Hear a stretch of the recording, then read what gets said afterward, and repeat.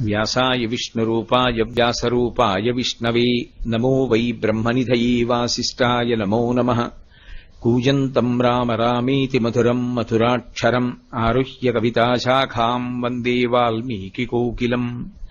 శ్రుతిస్మృతిపురాణానాం ఆలయం కరుణాలయం నమామి భగవత్పాదశంకరం లోకశంకరం.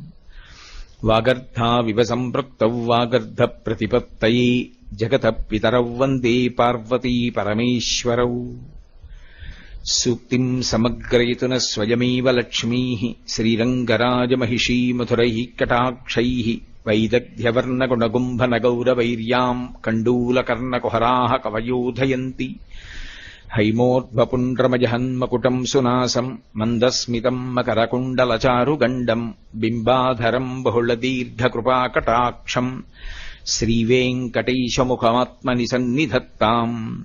విమలపటి కమలకుటి పుస్తకరుద్రాక్షసస్తహస్తపుటి కామాక్షి పక్ష్మలాక్షి కలిత విపంచి విభాసి వైరించి. మనోజవం మరుతతుల్యవేగం జితేంద్రియం బుద్ధిమతాం వరిష్టం. వాతాత్మజం వానరయూథముఖ్యం శ్రీరామదూతం శిరసా నమామి. ఆపదామపహర్తారం దాతారం సర్వసంపదాం లోకాభిరామం శ్రీరామం భూయో భూయో నమామ్యహం. సింధూరారుణ విగ్రహాం త్రినయనాం మాణిక్యమౌళిస్ఫురత్తారానాయకశేఖరాం స్మితముఖీం ఆపీనవక్షోరుహాం పాణిభ్యాం అళిపూర్ణరత్నచషకం రక్తోత్పలం బిభ్రతీం సౌమ్యాం రత్నఘటస్థరక్తచరణాం ధ్యాయేత్ పరామంబికాం. హరి ఓం. పరమేశ్వర స్వరూపైన సభకి నమస్కారం. శారదా నవరాత్రులు అని ఆశ్వీజమాసంలో శుక్లపక్షంలో పాడ్యమి నుండి నవమి లగాయతూ చేసి విజయదశమి నాడు శాంతికర కళ్యాణంతో అమ్మవారికి సంబంధించినటువంటి ఉపాసనని నవరాత్రులుగా నిర్వహిస్తూ ఉంటాం. మనకి అనాదిగా వస్తున్నటువంటి ఆచారము ఇలా ఉండడానికి కారణమేమి అంటే, శారదా నవరాత్రుల కాలము ఏది ఉన్నదో అది ఒక సంవత్సరంగా కాలాన్ని ప్రమాణంగా తీసుకున్నప్పుడు ఈ సమయం బ్రహ్మముహూర్తం అవుతుంది. అంటే తెల్లవారుజాము వేళ. తెల్లవారుజాము వేళ తనంత తానుగా ఎలా పరమేశ్వరుని ఉపాసనకి అత్యంత యోగ్యమైన కాలమో, అలాగే శారదా నవరాత్రుల కాలం కూడా భగవంతుని యొక్క ఉపాసనకి, ప్రత్యేకించి పరదేవత యొక్క ఉపాసనకి అత్యంత యోగ్యమైన కాలము. ఎందుచేత అంటే శక్తి తమోగుణ రజోగుణాల వైపుకి వెళ్ళిపోయినట్టయితే దాని వలన మనిషి అభ్యున్నతి పథంలో నడవలేడు. తమోగుణ రజోగుణాల వైపుకి వెళ్లకుండా సత్వగుణం వైపుకి ప్రయాణం చేస్తే మనుష్య జన్మ యొక్క సార్థక్యాన్ని పొందడానికి అవకాశం ఉంటుంది. మనిషి జన్మ యొక్క ప్రధాన ప్రయోజనం ఏమి అంటే భగవంతుణ్ణి పొందడమే.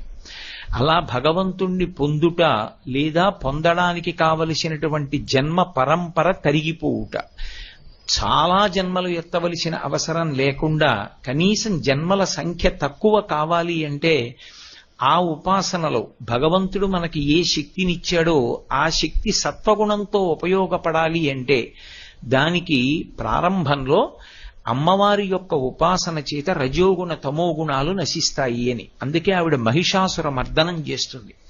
అటువంటి తల్లిని ఈ కాలమునందు ఉపాసన చేస్తే ఆవిడ యొక్క అనుగ్రహం విశేషంగా ప్రసరించేటటువంటి కాలం ఈ కాలము.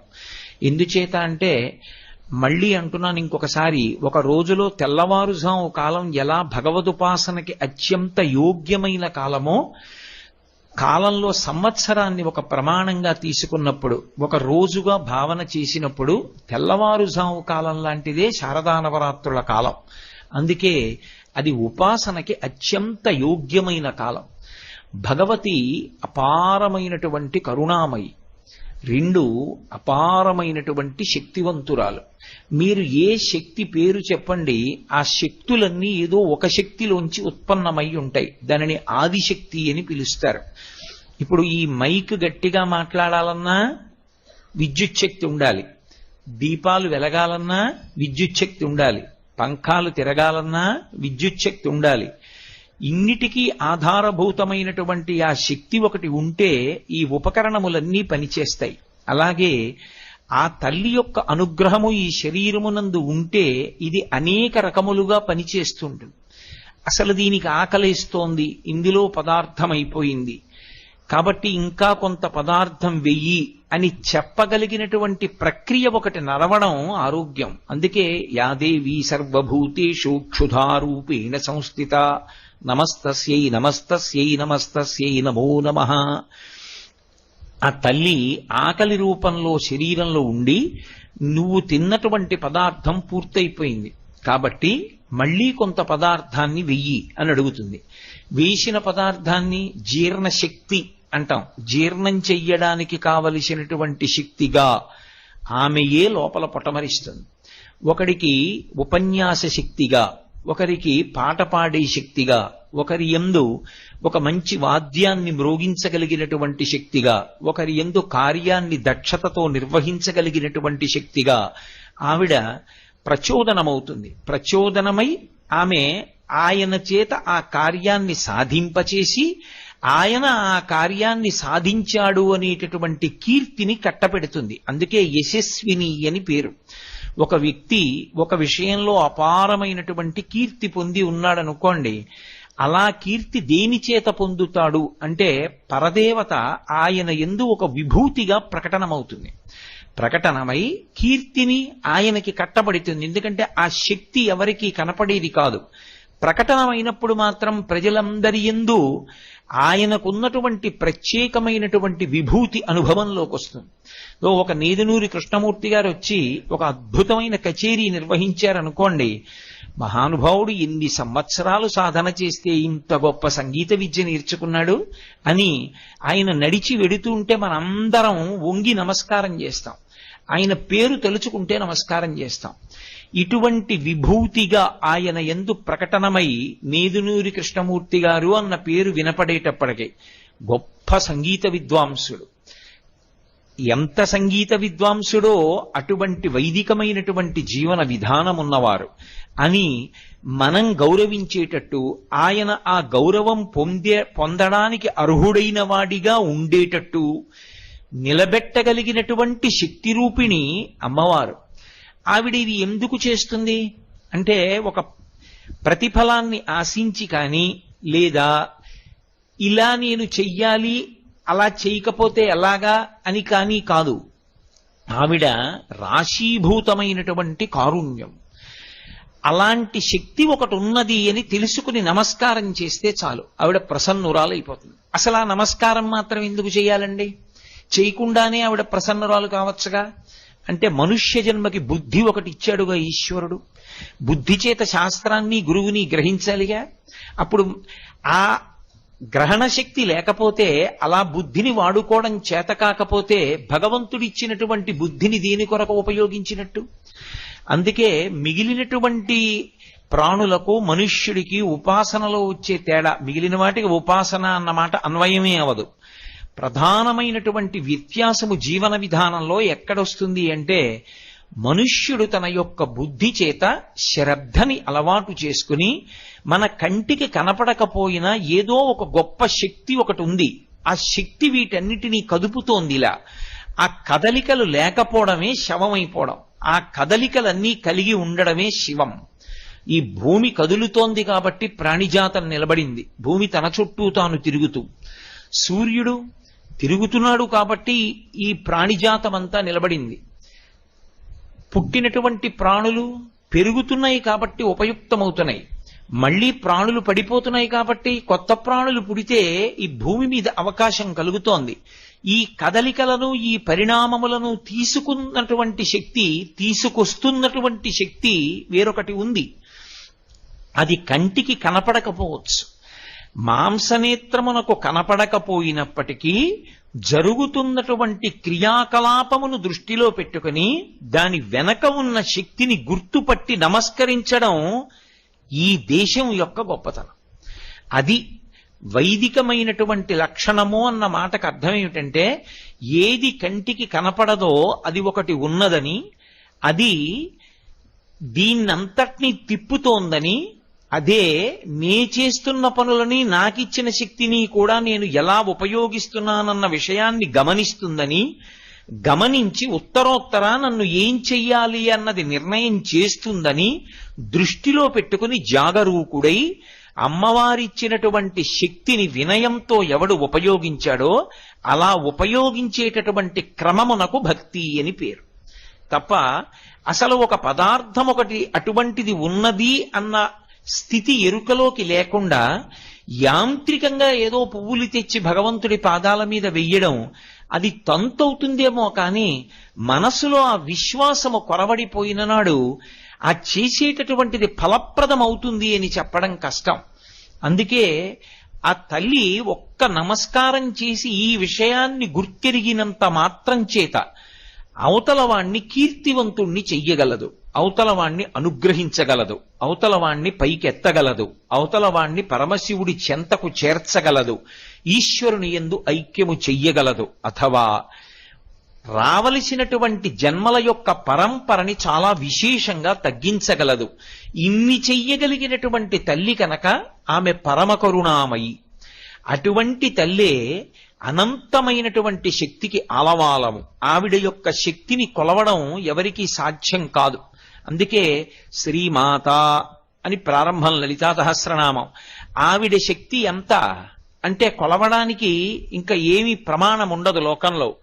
అంతటి అపారమైనటువంటి శక్తివంతురాలు ఆవిడ. కేవలం శక్తివంతురాలే కాదు, నేను మీతో మనవి చేసినట్లుగా అపారమైనటువంటి దయాదాక్షిణ్యములు కలిగినటువంటి తల్లి కనుక మనందరి యొక్క అభ్యున్నతి కొరకు ఆమె కారణమవుతూ ఉంటుంది.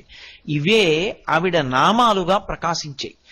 నామము అని నేను అన్నప్పుడు గుర్తుపట్టడానికి తల్లిదండ్రులు పెట్టినటువంటి లౌకికమైన ఒక పేరు అని అనుకోకూడదు. ఇప్పుడు ఈ కోటేశ్వరరావు అనబడేటటువంటి శరీరం ఒకటి ఉంది. దీనికి లౌకిక నామము అంటారు. అంటే తల్లిదండ్రులు ఒక పేరు ఉంచారు. ఎందుకని అంటే ఎంతమందిలో ఉన్నా పిలిస్తే ఆ పేరుతో తాదాత్మ్యత పొందడానికి, ఆ పేరు చేత గుర్తింపబడడానికి వీలుగా ఒక పేరు ఉంచుతారు. అది లౌకికమైనటువంటి నామం. కానీ భగవంతుడికి వచ్చేటటువంటి నామాలు అలా రావు. ఆయనవి గౌణములు. గౌణములు అంటే ఆయన యొక్క గుణములను ఆవిష్కరిస్తాయి. ఆయన అనండి, ఆవిడ అనండి, భగవత్ తత్వమునందు లింగభేదమునకు అవకాశం ఉండదు. స్త్రీ పురుష నపుంసక మూర్తియును కాక, తిర్య కమర నరాది మూర్తియును కాక, కర్మ గుణ భేద సదసత్ప్రకాశి కాక, వెనుకనందియుతానగు విభుతలంతు అంటారు పోతన గారి భాగవతంలో. అది ఒక కాంతి స్వరూపం. దాన్ని మీరు ఏ పేరు పెట్టి పిలవండి పలుకుతుంది. అందుకే దానికి లింగభేదం ఉండదు ఆ భగవత్ శక్తికి, ఆ భగవత్ తత్వానికి. అటువంటి భగవత్ తత్వము ఏదైతే ఉందో అది ఉదారమై అపారమైనటువంటి ఉద్ధరణ హేతువులైనటువంటి కొన్ని గుణములను ప్రకటనం చేస్తూ ఉంటుంది. భక్తులను ఉద్ధరించడానికి కొన్ని గుణాలు బయటికి వస్తూ ఉంటాయి. ఆయా గుణములు భగవత్తత్వము నుండి ప్రకాశించినప్పుడు ఆయా పేర్లతో పిలవబడుతుంది. అంతేకాని అది ఆవిడ పేరు అని అనుకోకూడదు. నేను మీకు ఒక ఉదాహరణ చూపించాలి అంటే, అమ్మవారిని పిలిచేటప్పుడు శర్వాణి అని ఒక పేరుతో పిలుస్తాం. పరమమంగళప్రదమైనటువంటి పేర్లలో ఒక పేరు శర్వాణి అనబడేటటువంటి నామం. ఎవరు శర్వాణి? శర్వుని భార్య ఎవరో ఆమెకి శర్వాణి అని పేరు. ఎవరు శర్వుడు?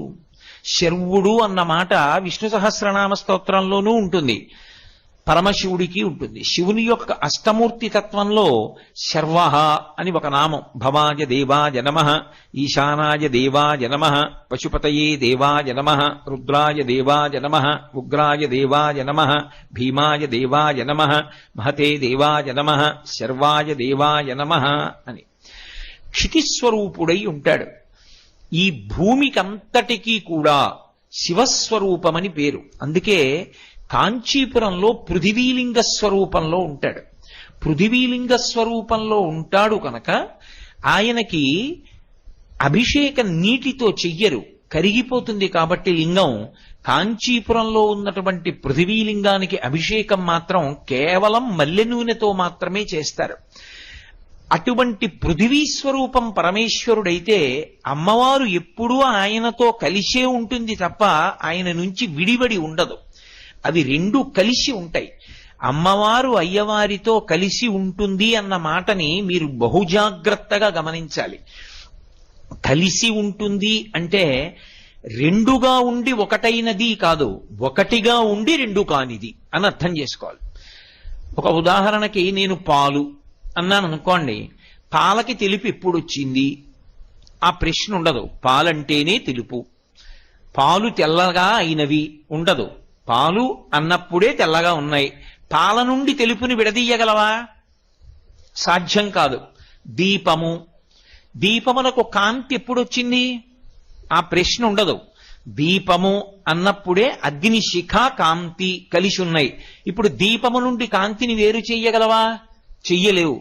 వజ్రము అని నేను అన్నాను అనుకోండి, వజ్రము యొక్క కాఠిన్యము, ఈ రెండు వేరువేరు కావు. వజ్రము కాఠిన్యాన్ని ఎప్పుడో సంతరించుకోవడం కాదు. వజ్రం ఎప్పుడుందో కాఠిన్యం అప్పుడే ఉంది. వజ్రము నుండి వజ్రము యొక్క కాఠిన్యాన్ని వేరు చేయగలవా? చేయలేవు. వజ్రం వజ్రీన భిన్నయేత్, వజ్రము చేతనే బదలవుతుంది. కాబట్టి అవి రెండూ ఎప్పుడూ కలిసి ఉంటాయి. అలా కలిసి ఉంటేనే లోకమునకు ఉపయోగము, లేకపోతే దానికి ఉపయోగం ఉండదు. దానినే శివశక్తులు కలిసి ఉండుట అని పిలుస్తారు. మీకు ఇంకా బాగా అర్థమయ్యేటట్టు చెప్పాలి అంటే అవి రెండూ ఎప్పుడు కలిశాయన్న మాట రాదు. రెండుగా ఉండి ఒకటి కానిది, ఒకటి రెండుగా చెయ్యబడనిది. ఇంకొకలా మాట్లాడాలంటే అసలు అలా రెండూ కలిసి ఉండకపోతే ఉపయోగము కానిది. అది శివం. ఒక కారు ఉంది, దానికి హార్స్ పవర్ లేదు, అది పరిగెత్తదు. ఏమిటి ఉపయోగం? ఇప్పుడు దాన్ని కారు అని ఎవరన్నా పిలుస్తారా? దాన్ని ఎవరన్నా వాడుకుంటారా? అది పేరుకి కారు, అది ఎందుకు పనికిరాదండి అంటారు. ఆ వస్తువునకు ప్రయోజనము దానికి ఉండవలసినటువంటి శక్తితో కలిసి ఉంటే, అందుకనే హార్స్ పవర్ అంటాడు, ఆశ్విక శక్తి. ఆ కారు యొక్క పరిగెత్తగలిగిన శక్తి, కారు అభిన్నము, రెండూ ఒకటే. కారు నుండి పరిగెత్తే శక్తి నువ్వు బయటికి రా అంటే రాదు. కోటేశ్వరరావు యొక్క ప్రవచన శక్తి అభేదం, రెండూ కలిసే ఉంటాయి. కోటేశ్వరరావు ఇక్కడికి రాకుండా కోటేశ్వరరావు ప్రవచన శక్తిని పంపిస్తానండం సాధ్యం కాదు. ఆయన వస్తేనే ఆయన ప్రవచన శక్తి ఆయనతో వస్తుంది.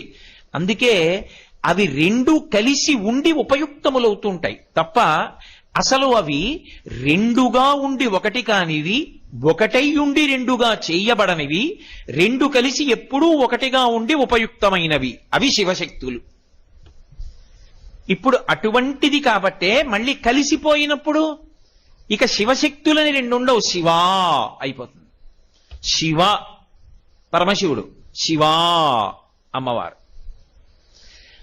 ఇంకా మళ్ళీ వేరు పేరు ఉండదు. ఆ పేరులో దీర్ఘం చేతనే ఇద్దరు కలిసిపోయి ఉండిపోతారంతే. అలా ఉంటేనే ఉపయుక్తము. ఇప్పుడు నేను శర్వ క్షితిస్వరూపుడైనటువంటి పరమశివుడు అన్నాను అనుకోండి, అమ్మవారు అందులో ఎక్కడుందండి అని ప్రత్యేకం పేరు ఉండదు. శర్వాణి, శర్వుని భార్య శర్వాణి. పరమశివుడు భూమిగా ఉన్నాడు అన్నప్పుడు పరమశివుడు భూమిగా ఏం చేశాడో అదే అమ్మవారు. లేదు, ఇంకా మీకు బాగా అర్థమయ్యేట్టు చెప్పాలంటే కారు యొక్క పరిగెత్తగలిగిన శక్తి, అమ్మవారిని శక్తిగా చెప్తాం కాబట్టి ఈ భూమిగా ఉందనుకోండి, ఈ భూమి ఉంటే ఏమిటి ప్రయోజనాలు, ఈ భూమి ఉంటే ఏవి ప్రయోజనాలు అని చెప్పబడతాయో అవన్నీ అమ్మవారు. ఇది ఋషి యొక్క దర్శనం. ఇది భారతీయ దర్శనము అని పిలుస్తారు. భారతీయ దృక్పథంలో ఏం చేస్తారంటే దీన్ని విజ్ఞాన శాస్త్రము చేత వేరు చేసి ఇలా ఈ శక్తి తనంత తాను ఉంది తప్ప దీనికి వెనక ఎవరో లేరని అనరు. ఉన్నాడు, వాడు మాంసనేత్రమునకు కనపడడు. అది ఋషి యొక్క దర్శనము. అందుకే భారతమాత అన్నారనుకోండి, ఏదో పెన్ను పట్టుకుని ఇలా గీస్తే వచ్చినది కాదు. వందే మాతరం సుజలాం సుఫలాం మలయజ శీతలాం సస్యశ్యామలాం వందే మాతరం. అందుకని బకించంద్ర చటర్జీ ఋషి అయ్యాడు. ఎందుచేత ఋషి అంటే వందే మాతరం భరతమాత. ఈ దేశమునందు అంతర్లీనముగా ఒక మాతృశక్తి ఉన్నది.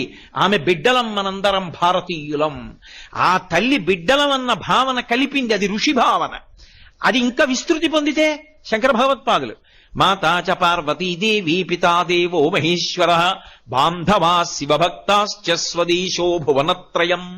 3 లోకములు మేమే, అన్నదమ్ములమే, అక్క చెల్లెళ్ళమే. పార్వతీ పరమేశ్వరులు మా తల్లిదండ్రులు. దేశభక్తి అన్న దగ్గరికి వచ్చేటప్పటికి ఏ దేశమునందు నువ్వు ఉన్నావో ఆమె దేశమాత, భూమాత, గోమాత, లోకమాత, జనకమాత. అమ్మ శబ్దంతో సంకేతించి మనం బిడ్డలం. అమ్మ అన్నంత చేరిక ఇంకెవరి విషయంలో ఉండదు. కాబట్టి నాన్నగారి దగ్గరైనా కొంత పరిమితి, భయం ఉంటాయేమో, అమ్మ దగ్గర ఆ మాట ఉండదు. అమ్మ అంటేనే నా అభిసంబంధం, హృదయ సంబంధం. అటువంటి సంబంధం ఉంది కాబట్టి అమ్మా అని పిలిచారు. పిలిచి దేశాన్ని గౌరవించాడు బంకించంద్ర చటర్జీ.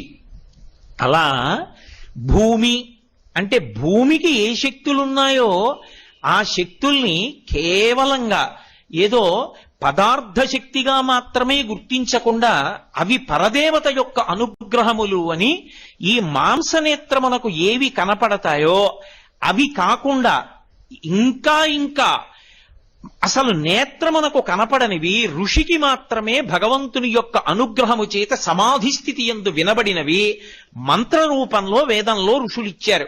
అది తాత్విక దర్శనం అంటే. ఆ దర్శనం ఒక్క భారతదేశంలో ఋషులు మాత్రమే చేశారు. అందుకే ఋషికి ప్రత్యేకం తర్పణం ఈ దేశంలో. వాళ్ళు ఒకవేళ మనుష్య సంతతిగానే జన్మించినప్పటికీ ఆయన ఋషి, ఆయనకి తర్పణం ఉంటుంది. ఋషి తర్పణము అని చెప్పి ఋషికి తర్పణం ఇస్తారు. వ్యాస భగవానుడి పేరు చెప్పి ప్రారంభంలో తర్పణం ఇస్తారు. ఎందుకని అంటే ఋషి దార్శనికుడు. భగవంతుడు చెప్పిన మాటలు, వేదమంత్రాలు ఎవరూ వ్రాయలేదు, ఆయన సమాధిలో ఉండగా ఆయనకి వినపడ్డాయి ఋషికి.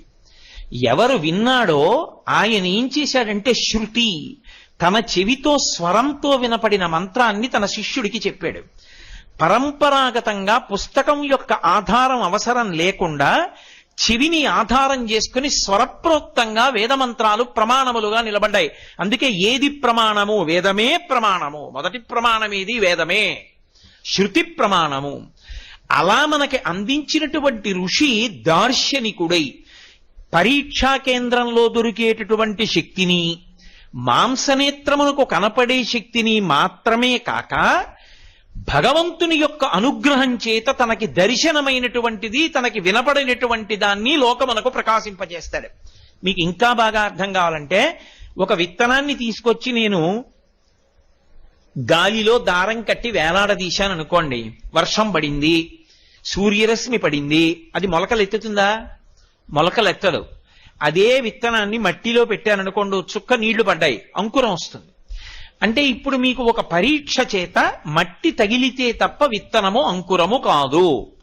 అది మాంసనేత్రమునకు, బుద్ధికి ఒక పరీక్ష ద్వారా దొరికింది. అది దొరకడం కాదు, భగవదనుగ్రహము చేత మంత్ర రూపంలో అనుగ్రహిస్తాడు. అది ఋషి యొక్క గొప్పతనం. దాన్ని అమ్మవారిగా శ్లోకం చేసి, అమ్మవారిగా మంత్రం చెప్పి, అమ్మవారిగా నమస్కరించి ఆ అనుగ్రహం ఎప్పుడూ క్షేమకరంగా ఉండేటట్టుగా చేసుకోవడం ఈ జాతి యొక్క గొప్పతనం. ప్రపంచ దేశాల్లో ఎన్నో చోట్ల పెద్ద పెద్ద భూకంపాలు, పెద్ద పెద్ద తుఫాన్లు, పెద్ద పెద్ద సునామీలు వచ్చినా ఈ దేశంలో ప్రకృతి వైపరీత్యాలు అంత స్థాయిలో రాకుండా అలా నిలబడింది. ఒకప్పుడు ఈ దేశానికి తాళంకప్ప అంటే ఏమిటో తెలియదు అంటే కారణం వేదాన్ని నమ్మడం, ఋషిప్రోక్తమైనటువంటి మంత్రములను నమ్మడం, ధర్మాన్ని నమ్మడం కారణం. లేకపోతే తాళంకప్ప లేని దేశంగా ఎలా మిగిలిపోయింది ఈ దేశం? అందుకే నేను మీతో ఇవాళ ఉదాహరణకి శర్వాణి అన్నాను.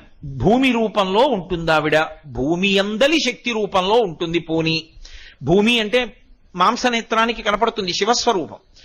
భూమిలోని శక్తి ఈ మైక్ ఉంది, మైకు కనపడుతుంది. నేను మాట్లాడిన మాటల్ని గట్టిగా శబ్దం పెంచి, స్థాయి పెంచి, చివర నిలబడిన వాళ్ళకి కూడా వినపడేటట్టుగా నా మాటని మార్చినటువంటి శక్తి ఇందులో ఉన్నది మీకు కనపడుతుందా? కనపడదు. అలా భూమి లోపల ఆ శక్తి ఏది అన్నది ఋషి కనిపెట్టి చెప్పాడు. ఎక్కడది ఋషికి? ఊహ కాదు. ఇది బాగా గుర్తుపెట్టుకోవాలి మీరు. ఋషిది ఊహ కాదు. ఋషిది సమాధి యందు భగవద్వాక్యం ఆయనకి వినపడింది. అందుకే వేదమంత్రములు అంత పరమసత్యములయ్యాయి. వేదంలో ఏం చెప్పబడిందో విజ్ఞాన శాస్త్రవేత్తలందరూ ఒక స్థాయి దాటిన తర్వాత దాన్ని అంగీకరించారు. ఎందుకని అంటే భారతదేశం ఏ శక్తిని అంగీకరించి నమస్కరిస్తోందో అది ఉంది ఎక్కడో, అది మాకు కనపట్టలేదు, కానీ దాని అనుగ్రహమే ఇదంతా అంటున్నారు. ఋషి అన్నాడు, భూమి వంక చూసి అశ్వక్రాంతే రథక్రాంతే విష్ణుక్రాంతే వసుంధరా అన్నాడు. వసుంధర అని పిలిచాడు భూమిని. భూమికి ఎన్నో పేర్లున్నాయి. అసలు మొట్టమొదటి పేరే భూమి. భూమి అన్న పేరు దీనికి ఎందుకు వచ్చింది అంటే ఇది నీటిలోంచి పైకి తేలింది. ఆదివరాహమూర్తి తన దంస్త్ర చేత పైకెత్తాడు అని కదు చెప్తాం. సృష్టి ప్రారంభంలో ఆకాశాద్వాయు వాయోరగ్ని, ఆకాశము నుండి వాయువు, వాయువు నుండి అగ్ని, అగ్ని నుండి మనకి నీరు, నీటి నుండి పృథివీ ఏర్పడ్డాయని. ఈ నీటిని కూడా ఒకప్పుడు పక్కకి తోసి ఈ భూమిని పైకెత్తి నిలబెట్టారు అని పరమేశ్వరుడు. అందుకే శంకర భగవత్పాదులు ఆ పైకెత్తినటువంటి శక్తి స్వరూపం కాబట్టి విష్ణు స్వరూపంతో పోల్చి మాట్లాడారు. అవిద్యానామంతస్తిమిరమిహిరో ద్వీపనగరి జడానాం చైతన్యస్తబకమకరంద శృతిఝరి దరిద్రాణం చింతామణి గుణనికా జన్మ జలధౌ నిమగ్నానాం దంస్ట్రా మురరిపు వరాహస్య భవతి అన్నారు. ఇప్పుడు ఆ భూమి గురించి మాట్లాడుతూ ఋషి అంటాడు వేదంలో, అశ్వక్రాంతే రథక్రాంతే విష్ణుక్రాంతే వసుంధరా. వసుంధరా భూమికి ఒక నామం, భూమి మొదటి నామం. ఎందుకని అంటే ఇది నీటి నుండి పుట్టింది కాబట్టి భూమి. ఇది వసుంధర ఎందుకైంది, దీనికి ఆ పేరు ఎందుకు రావాలి వసుంధర అని అంటే భూమికి వసుమతి అనొక పేరు, వసుంధర అనొక పేరు. వసుమతి అన్న మాటకి ఏమిటంటే అర్థం, అసలు ప్రపంచంలో ఐశ్వర్యము అని నువ్వు ఏది పిలుస్తున్నావో అది ఎక్కడ నుండి రావాలి, దీని నుండే రావాలి. ఇది దీని నుండి కాకుండా వేరొక భూతము నుండి రాదు. ఐశ్వర్యము అంటే నీకు భోగం అనుభవించడానికి, సుఖం అనుభవించడానికి కారణములు ఏ ఉన్నాయో అది ఉన్న కారణం చేత నేను సంతోషంగా ఉన్నానండి, సుఖపడుతున్నానండి అని ఏవంటావో అవి ఏవైనా దీంట్లోంచే రావాలి. ఇది కాకుండా ఇంకొకటి లేదు అలా రావడానికి. ఉన్నవే పంచభూతాలు, పృథివాపస్తేజో వాయురు ఆకాశాలు. ఈ ఐదిటిలో నీకు సుఖకారకములైనవన్నీ ఇందులోంచే వస్తాయి. అసలు సుఖకారకం అవడానికి ముందే ఉండాలి, ఇది ఒకటి ఉండాలా ఈ శరీరం. అమ్మయ్య చాలా హాయిగా ఉందండి, అదిగో నాకు ఆ పంఖా గాలి తగులుతోంది అనాలంటే ఇది ఒకటి ఉండాలా. ఇది ఉండాలంటే అన్నం కావాలా, అన్నం ఎక్కడి నుంచి వస్తుంది, భూమిలోంచి రావాలి. భూమి ఒకసారి పండి నా దగ్గర పండించే శక్తి అయిపోతుంది అనొచ్చా, అనకూడదు. అంటే భూమి యందు ఓషధీతత్వం ఉంటుంది. ఈ ఓషధీతత్వం ఉండి భూమిలో ఎప్పుడు ఎన్ని మార్లు వేసినా పంట పండుతూనే ఉండాలి. అలా ఉంటుంది కాబట్టి వసుమతి అసలు ఈ శరీరం ఉండడానికి కారణమైంది, మొదటి ఐశ్వర్యం. ఇప్పుడు బాగుంది, నాకో ఇల్లు కావాలి. నాకో ఇల్లు కావాలంటే కలప ఎక్కడి నుంచి వస్తుంది, 4 ఇటకలు కావాలంటే ఎక్కడి నుంచి వస్తాయి, సున్నం కావాలంటే ఎక్కడి నుంచి వస్తుంది, అన్ని భూమిలోంచే రావాలి. నాకు కారు కావాలి, ఇనుము ఎక్కడి నుంచి వస్తుంది, నాకు పెట్రోల్ కావాలి, ఎక్కడి నుంచి వస్తుంది, భూమిలోంచే కావాలి. ఇవన్నీ ఒకెత్తు. ఈ భూమి అచల, ఇది కదిలిందనుకోండి ఐశ్వర్యాలన్నీ పోతాయి. అది ఇంకోటి ఏమీ చేయక్కర్లేదు, ఆవిడ కదిలిందనుకోండి అయిపోయిందంతే. కోట్ల మంది దీపపు పురుగులు పడిపోయేటట్టు పడిపోతారు. అందుకని విష్ణు శక్తితో ఆమె స్థితిక శక్తిగా కదలకుండా ఉంటుంది. కదలడం ఎంత గొప్పదో కదలకుండా ఉండడం కూడా అనుగ్రహంలో అంతే గొప్పదో. ఆవిడ కదిలితే కదిలి వాయువు అనుగ్రహిస్తుంది. వాయువు కదలకుండా ఎక్కడో ఉంటానందనుకోండి, నేను రాజమండ్రి గోదావరి రోడ్డునే ఉంటాను, మీ దగ్గర నేను రానందనుకోండి, మనందరం ఎక్కడ ఉండాలి, రాజమండ్రి గోదావరి రోడ్డుకి వెళ్ళాలి. ఎంతమంది గోదావరి రోడ్డు నుంచి ఉంటాం, ఎంతమంది పడిపోతాం అప్పుడు. కాబట్టి వాయువు కదిలేట్టు చేసి బతికించింది, భూమి కదలకుండా చేసేట్టు చేసి బతికించింది. ఇది నీకు కనపడుతుందా, ఋషి దైవవాక్కుగా విన్నాడు. అది భారతీయ తత్వం, అది అమ్మవారంటే. ఇప్పుడు అమ్మవారు ఎక్కడ కనపడాలి, ఈ భూమి కదలకుండా ఉండడంలో నా బ్రతుకులో అమ్మవారుంది, నా కడుపులో ఆకలిలో అమ్మవారుంది, నా దాహంలో అమ్మవారుంది, నా మాటలో అమ్మవారుంది, నా చూపులో అమ్మవారుంది, నా కదలికలలో అమ్మవారుంది, నా సమాధిలో అంటే నేను కదలకుండా కూర్చున్న ధ్యాన స్థితిలో అమ్మవారుంది. అమ్మవారు కానిదేది ఉంది ఇప్పుడు? ఆవిడ అనుగ్రహం సత్వగుణం వైపుకి వెళ్ళకపోతే ఈ కదలికలన్నీ తప్పుడు మార్గంలోకి వెళ్ళిపోతాయి. నువ్వు పాడవుతావు, 10 మంది పాడవుతారు, అశాంతికి కారణమవుతాడు. ఇది అమ్మా నాకు ఇచ్చిన శక్తులు సక్రమ మార్గంలో పెట్టు. ఇందుకు అమ్మవారి ఆరాధనలు. ప్రకృతి నుండి జీవుడి వరకు ఆవిడే కదపాలి సక్రమంగా. ప్రకృతి విలయతాండవం చేసిందనుకోండి, ఉండవలసినట్టు ఉండకుండా మారిందనుకోండి ప్రకృతి, అదే విలయం. గాలి ప్రసన్నంగా కదిలిందనుకోండి సుఖకారకం. వాయు ప్రాణ సుఖం వాయు. వాల్మీకి మహర్షి రామాయణం చేస్తూ అంటారు, అసలు ఉన్నాడు వాయువే. యావత్ పవనో నివసతి దేహే తావత్ పృచ్చతి కుశలంగేహే గతవతి వాయో దేహాపాయే భార్యాభిభ్యతి తస్మిన్ కాయే. ఊపిరి తీసి ఊపిరి విధులు పెడితే ఉన్నాడు ఉన్నాడంటారు. ఆ గాలి తీకపోతే వెళ్ళిపోయాడంటారు. ఆ గాలి చక్కగా మెల్లగా వీస్తే సుఖకారకం. ఆ గాలి విపరీతమైన వేగంతో వేస్తే ప్రభంజనం, అంటే విరగొట్టేస్తుంది. ఏ దడ్డొచ్చిందో అవన్నీ విరిగి కింద పడిపోతాయి. అంతే, చెట్లు విరిగిపోతాయి, పెద్ద పెద్ద దీపపు స్తంభాలు ఒరిగిపోతాయి, జనం ఎవరు రోడ్డు మీదకి నడవరు, ఇళ్ళు ఎగిరిపోతాయి, పెంకుటిళ్ళు కూలిపోతాయి. ఏమైంది? నష్టం జరిగింది. అదే మామూలుగా చక్కగా వీచింది గాలి, అందరూ సుఖంగా ఉన్నారు. ఇప్పుడు అది ఎంత వేగంతో ఉండాలో అలాగే ఉండాలి అంటే ఆ కదలికల వెనక ఉన్న శక్తి పట్ల నీకొక కృతజ్ఞత ఉండాలి. అది ఋషివాక్యం. ఆ కృతజ్ఞత లేకుండా అనుభవిస్తానంటే ఆవిడకో నాడు కోపం వస్తుంది. వీడు కృతజ్ఞుడు, నా అనుమతి లేని నాడు వీడికి ఎన్నున్నా ఆపుకోలేడు. వస్తుందని తెలుసుకోగలడేమో, భూకంపం వస్తుంది అని తెలుసుకోగలవేమో, భూమి కంపించకుండా చేయగలవా? తుఫాన్ వస్తుందని తెలుసుకోగలవేమో, తుఫాన్ రాకుండా చేయగలవా? గాలి గంటకి 120 కిలోమీటర్ల వేగంతో వీస్తుందని తెలుసుకోగలవేమో, దీపపు స్తంభం ఒరగకుండా చూసుకోగలవా? విపరీతమైనటువంటి వర్షం కుండపోతగా కురుస్తుందని తెలుసుకోగలవేమో, వాన కుండపోతగా కురవకుండా ఆపగలవా? ఆపగలిగిన తల్లి ఒకతుంది, ఆమె కారుణ్యమూర్తి. ఆమె పట్ల కృతజ్ఞతతో ఉంటే చాలా, ఆవిడ ఉందని తెలిసి నమస్కరిస్తే చాలు. అందుకు ఈ దేశంలో అమ్మవారిని ఆరాధించడం వచ్చింది. అది అలా చేస్తే ఉంటుందా? అది మూర్ఖత్వం కాదు, అది ఋషివాక్యం. ఉన్నదటువంటి ఆదిశక్తి ఒకరు. కాబట్టి ఇప్పుడు సమస్త భోగములు ఇందులో ఉన్నాయి. బతుకు నుండి ఐశ్వర్యము నిలబడ్డం వరకు ఈమె యందే ఉన్నాయి. శర్వాణి భూమిలో ఉన్నాయి. అందుకని ఆమె వసుమతి, వసుంధర. సమస్త ఐశ్వర్యము ఆమె యందున్నది, ఐశ్వర్యమును ఆమె ధరించి ఉన్నది. కాబట్టి ఆవిడ అనుగ్రహిస్తే తీసిస్తుంది, ఆవిడ అనుగ్రహించకపోతే ఇవ్వదు. కలిగి ఉండడం వేరు, కలిగి ఉన్నది తనదిగా ఉండడం వేరు. నా దగ్గర ఉన్నవన్నీ నావి కావు. బ్యాంకులో ఒక ఆయన ఉద్యోగం చేస్తూ వెళ్లి క్యాషియర్ పదవిలో కూర్చుని 10 లక్షలు తెచ్చి అక్కడ పెట్టాడు. అయ్యో పాపం ఆకలితో ఉన్నాడండి, చాలా మంచి ఆయన, భగవంతుడిని నమ్ముకున్నాడు, ఇల్లు లేదు, 6 లక్షలు ఇచ్చి ఫ్లాట్ కొనుక్కోమంటానని చెప్పి పిలిచి ఇచ్చేయగలడా? ఉన్నా ఆయనది కాదు, ఆయన ఇవ్వలేడు. ఆయన కొన్ని నియమాలకి లోబడి ఉన్నాడు. ఇస్తే ఎందుకు ఇచ్చాడో, ఎలా ఇచ్చాడో చెప్పాలి. ఆఖరణ మిగిలిందెంతో చెప్పాలి. పుచ్చుకుంటే ఎందుకు పుచ్చుకున్నాడో చెప్పాలి. పుచ్చుకోకూడని రీతిలో పుచ్చుకోకూడదు, ఇవ్వకూడని రీతిలో ఇవ్వకూడదు, నియమాలకి లోబడి చెప్పాలి. భూమాత తనదిగా కలిగినది తాను ఇవ్వగలిగినది. తనదిగా కలిగినది తనకి కోపం వస్తే ఇవ్వడం కాదు, ఇచ్చినది కూడా పుచ్చుకోగలిగినది. అలా కాకుండా ఉండడానికి ఆవిడ పూజ. అందుకు ఆవిడ అనుగ్రహాన్ని అపేక్షించడం. కాబట్టి వసుమతి, వసుంధర, విశ్వంభర అవి ఆవిడ పేర్లు. విశ్వం అంటే ఏది కళ్ళకి కనపడుతోందో అది విశ్వం. ఏది కళ్ళకి కనపడదో వాడు విశ్వనాథుడు, వాడు విష్ణువు, ఆవిడ అమ్మవారు. కాబట్టి ఇప్పుడు ఆవిడే విశ్వంభర.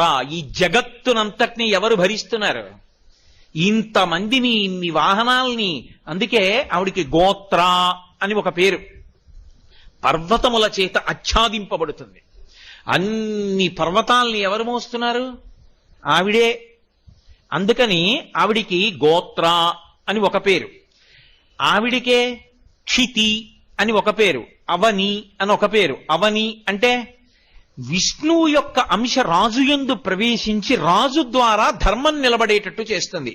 ధర్మము నిలబడేటట్టు చేసి పాపం పెరగకుండా చూసి ఆవిడికి ఎంతమంది ఉన్నా బరువు కాదు, పాపం పెరిగిపోతే బరువు. పాపము పెరగకుండా విష్ణువే రాజు రూపంలో వచ్చి పరిపాలన చేస్తుంటాడు. అందుకే నా విష్ణు పృథివీపతి, విష్ణువాంశ లేకపోతే పృథివీపతి కాలేడు. ఇన్ని ఐశ్వర్యాలు ఆవిడిచ్చేటట్టుగా చేసినవాడు పృథు చక్రవర్తి. అందుకని ఆయన పేరు మీద పృథ్వీ. ఆవిడ క్షమ, ఆవిడంత ఓర్పు ఉన్న వాళ్ళు ఎవరు లేరు. ఇన్నిస్తున్నా ఆవిడికి గౌరవం ఏంటి? కాళ్ళు పెట్టి ఆవిడ మీద నడుస్తాం. ఆవిడ మీద అస్తమానం పనున్నా లేకపోయినా, బస్ ఎక్కినా ఉమ్ములే, ఆటో ఎక్కినా ఉమ్ములే, కారు ఎక్కినా ఉమ్ములే, స్కూటర్ మీద ఎడుతున్నా ఉమ్ములే. గాలికి వెనకమే ఎవరి మీద పడుతుంది? అక్కర్లేదు, మనకి నోట్లోకి వచ్చింది ఉమ్మేయడం అంతే. ఉమ్మేసినా ఆవిడ మీదే. ఇల్లు కట్టుకోవాలి, గుణపం బట్టి తవ్వినా ఆవిడ మీదే. మూత్ర విసర్జన చేస్తే ఆవిడ మీదే. మల విసర్జన చేస్తే ఆవిడ మీదే. ఆవిడెందుకు భరిస్తోంది? పసితనంలో తెలియక అమ్మ ఒళ్ళో మలమూత్ర విసర్జన చేసినా సరే పాపం వీడు పిల్లవాడు, ఇంతకన్నా వీడికి శక్తి లేదని కారుణ్యంతో కాపాడినటువంటి అమ్మ యొక్క విశాల హృదయం ఎలా ఉంటుందో అలా, అయ్యో వీడికి ఇంతకన్నా దిక్కు లేదని కాలు పెట్టి నడుస్తున్నా, ఇన్ని తప్పు పనులు చేస్తున్నా ఆవిడ తప్పులంటలేదు నా బిడ్డలని ఓర్పుతో నిలబడుతోంది. కాబట్టి క్షమా క్షితి. ఆ తల్లికే జ్యా అనొక పేరు. జ్యా అంటే నీ మాంసనేత్రానికి ఎన్ని భూతాలు కనపడుతున్నాయో, ఎన్ని ప్రాణులు కనపడుతున్నాయో అవన్నీ చివరికి ఇందులోకే వెళ్ళాలి. ఇంకొకటి లేదు వెళ్ళడానికి. ఆకాశంలోకి వెళ్ళవు, నీటిలోకి వెళ్ళవు, లేదా వాయువులో ఉండిపోవు. ఎక్కడికి వెళ్ళాలి? ఈ భూమిలోకే వెళ్ళిపోతాయి. ఈ భూమి స్వరూపమంతా ఏమిటంటే, ఎన్ని సంవత్సరముల నుండి, ఎన్ని వేల సంవత్సరముల నుండి ఎన్ని ప్రాణులు ఇందులోకి వెళ్ళిపోయాయో. దుర్వాసన లేకుండా, ఆనవాలు లేకుండా, భయపడవలసిన అవసరం లేకుండా తనలోకి కలుపుకుంటుంది ఇన్నిటిని. జ్యా, ఆవిడలోంచే మళ్ళీ పుడుతుంది మంగళప్రదంగా ప్రాణి. ఇన్నిటికీ ఆధారభూతము ఆ తల్లే. ఆ తల్లి అందులో శక్తిగా ఉండి ఇన్నిటిని ప్రచోదనం చేస్తోంది, ఉత్పాదనం చేస్తోంది. ఆ కంటికి కనపడకుండా ఇవన్నీ చేస్తున్నటువంటి తల్లి ఉందే, వాటిని గుణములుగా ఋషి కీర్తించాడు, అప్పుడు నామములుగా వచ్చాయి. లేకపోతే భూమికి భూమి ఒక పేరు చాలుగా, ఇవన్నీ ఎందుకు అంటే అవి ఆవిడ గుణములు. ఆ గుణములు ఎక్కడి నుంచి వచ్చాయంటే వెనక ఉన్నటువంటి శక్తి యొక్క విస్ఫోటనము. ఆవిడ అనేక రకాల అనుగ్రహాలన్నిటినీ కలిపి నామాలుగా పిలిచాడు. ఇప్పుడు ఇవన్నీ నామాలు తలుచుకుంటే ఒక భక్తి ఏర్పడుతుంది. ఆ భక్తి ఏర్పడితే నిద్రపోయిన వాడు లేచినప్పుడు కాలు పెట్టలేడు. అమ్మా ఇంత గొప్పదానివి జగన్మాత, నీ మీద కాలు పెడుతున్నానమ్మా, నా బతుక్కి తప్పట్లేదు, నన్ను క్షమించు. ఒక నమస్కారం చేసి దిగుతాడు. ఇది భారతీయ దృక్పథము, ఇది భారతీయత, ఇది ఋషి దర్శనము అంటారు. ఋషి అలా దర్శనం చేసి మనల్ని అలా నడిపాడు. నడపడానికి ఆధారం భగవంతుని నుండి వినబడిన మంత్రం. చూడండి, ఎంత గొప్పవారైనా కావచ్చు, అలా వెళ్ళిపోతున్నప్పుడు కుక్క పెద్దగా అరుస్తూ వచ్చి నోరు తెరిచి ఇలా పళ్ళు చూపించింది అనుకోండి, హరిమైపోతాడు. ఇదేంటో కుక్క కరిచేస్తుందో ఏంటో అని చెప్పి. అసలు కుక్క పరిగెత్తుకొచ్చి ఇలా నోరు విప్పేటప్పటికే భయం. మార్నింగ్ వాక్ వెళ్ళే వాళ్ళు అందరూ హ్యాండ్స్ చెదుగు పట్టుకెళ్తారు అనుకుంటున్నారు కుక్కల భయానికే. కాబట్టి అందుకే మనం స్వరూపమునందు అది రెండు చేస్తుంది. యజమానిని రక్షిస్తుంది, యజమానికి అప్రీతి చేసేవాడిని కరుస్తుంది. అలాగే శివుడి పట్ల మక్కువతాయి ఉన్నవారైతే శివుడు ఏమంటారు? మీరు ఆ ఇంటికి వెళ్ళారనుకోండి, కుక్క ఇస్తున్నారనుకోండి, చీనోమై కోటేశ్వర ఇస్తాను, దాన్ని భయం తీసుకెళ్ళి కట్టండి అంటే కోటేశ్వరారే అరవకూడదు అంటారు. అంటే దానికి ఏమర్థం అవుతుందోనండి. మీరు చాలా ఇళ్లలో చూడండి, యజమాని వచ్చి గబగబా మిమ్మల్ని పిలిచి మీకు నమస్కారం చేసి రండి అయ్యా మీరు ఇవాళ మా ఇంటికి వచ్చారని లోపలికి తీసుకెళ్తున్నారు అనుకోండి, కుక్క వెంటనే తోకూపేస్తూ నడుము వెళ్ళిపోయేటట్టుగా తోకూపేసి మీ దగ్గరికి వచ్చేస్తుంది. మా యజమాని ప్రీతి పొందినవాడు నాకు కూడా ప్రీతి పాత్రుడే. మరి ఇప్పుడు గేటు దగ్గర చూస్తే అరిచావు శత్రువు అని. అప్పట్లో నీకు నాకు ఏం ఫ్రెండ్షిప్? నేను బిస్కెట్ తెచ్చానా, నువ్వు నేను చిలివి చేసినావా? అక్కర్లా, మా యజమాని నిన్ను పిలిచాడు, నేను పిలుస్తున్నా. నువ్వు తప్పు తెలుసుకుని శివానుగ్రహం కోసం శివాలయంలోకి వస్తున్నావు, భైరవుడు తోకూపేస్తాడు. కాబట్టి ఏం చేస్తాడు? మీ పాలిట ప్రసన్నుడైపోతాడు.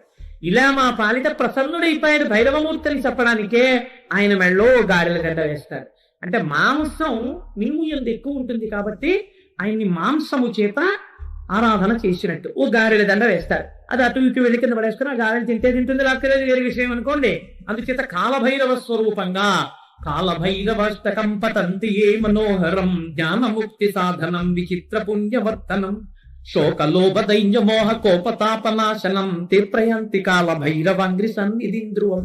మీరు కాలభైరవాష్టకం చదువుతుంటారు కదా, కాబట్టి ఆ కాలభైరవ స్వరూపం అంత గొప్పది. అందుకే మేము కాశీ వెళ్ళి కాలభైరవ దర్శనం చేసుకున్నాం, మాకేం బెంగళ కనిపించుకోవడానికి రక్ష కూడా కట్టుకుంటారు అని అవతారు. ఇంకా మా జోలికి ఎవరు రాలేరు అని తాడు కూడా కడతారు. కాబట్టి ఇన్ని రూపాలుగా ఆ కాలభైరవ స్వరూపం ఆనాడు ఆవిష్కరింపబడినది.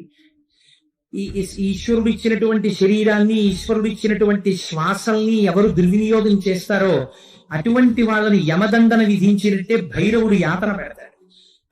అసలు ఆ భైరవుడి యొక్క ఘోర రూపాన్ని చూడడమే చాలా భయంకరంగా ఉంటుంది. ఆ భైరవుడి గురించి కాలభైరవాష్టకం పఠంతి ఏ మనోహరం జ్ఞానముక్తి సాధనం విచిత్ర పుణ్యవర్ధనం శోకమోహ దైన్య లోభ కోపతాపనాశనం తీర్ప్రయాంతి కాలభైరవాంగ్రి సన్నిధిం ధ్రువం అని ఆ కాలభైరవుడు ఇప్పటికీ కూడా మనం అందుకే కాశీ నుంచి వస్తే ఒక కుక్క మెళ్ళలో కాలభైరవ స్వరూపాన్ని చూసి గారెల దండ వేయడం అనేటటువంటి సంప్రదాయం ఒకటి వచ్చింది.